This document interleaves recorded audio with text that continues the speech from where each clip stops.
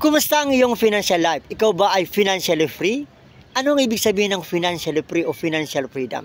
Ito yung wala ka ng responsibilidad, interest lang ng iyong pera, pwede ka nang mabuhay kahit hindi ka na magtrabaho. Halimbawa, meron kang 6 million, i-invest mo sa 10%, ang tubo niyan a year ay 600,000. Financial freedom yung meron ka ng enough retirement fund, enough healthcare, wala ka ng utang, at wala ka rin pinapapag-aral ng mga anak dahil tapos na sila. Kung wala pa tayo dito sa financial freedom, baka nandito tayo sa financial limitation. Ano bang ibig sabihin ng financial limitation? Ito yung we are working for money dahil meron tayong malaking responsibilidad. Kung ang income natin sa loob ng isang taon ay 300,000, yan ay temporary income. Anytime pwede mawala. Paano yung ating family kung wala na tayong income? Saan tayo kukuha ng basic need? Food, clothing, shelter, education para sa ating manak o mga utang. Saan kukuha ng pambayad? So ang ating goal ngayon from financial limitation, makapunta tayo doon sa financial freedom. X-curve concept, a powerful strategy para magkaroon ng hanip buhay. Sa buhay natin, may dalawang magkasalungat na line. Ang line pataas, yun yung ating money line, at ang line pababa, yun yung ating big responsibility. Paano malalaman ang ating responsibility? Annual income times 20. Kung ang income natin ay 300,000 times 20, yan ay 6 million ang ating responsibility.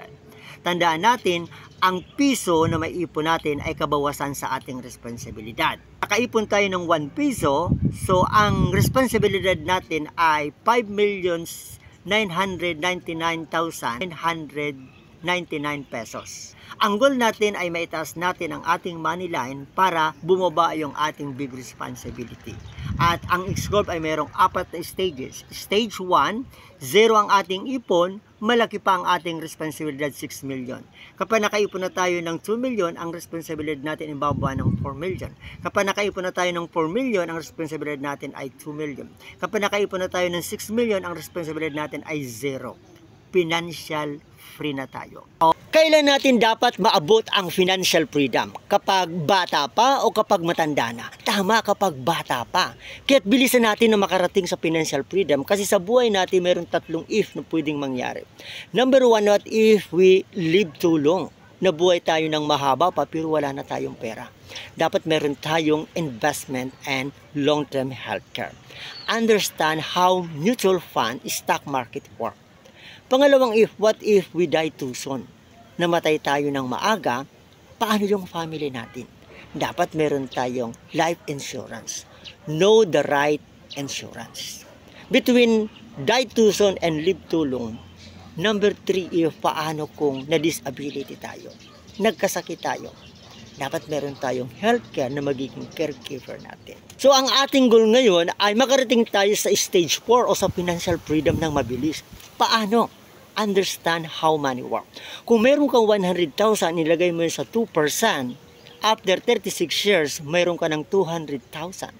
Kung ilagay mo yun sa 8%, after 36 years, meron ka ng 1,600,000. At kung ilagay mo yan sa 12%, yung 100,000 after 36 years, meron ka ng 6,400,000. Saan mo gustong mag-invest? Sa 2%, 8% o sa 12%? Tama, sa 12%. Saan mo mabilis na maaabot ang financial freedom o stage 4? Sa 2%, 8% o sa 12%? Tama, sa 12%. Pero paano at saan yan? Kaya't iniimbitahan kita na umatin ng aming free financial literacy class. Mamaya ng 2 p.m. at 6:45 p.m. meron kaming free financial literacy class. Mamaya attend ka. Message mo lang ako sa aking personal Facebook account. Live God, Design Life.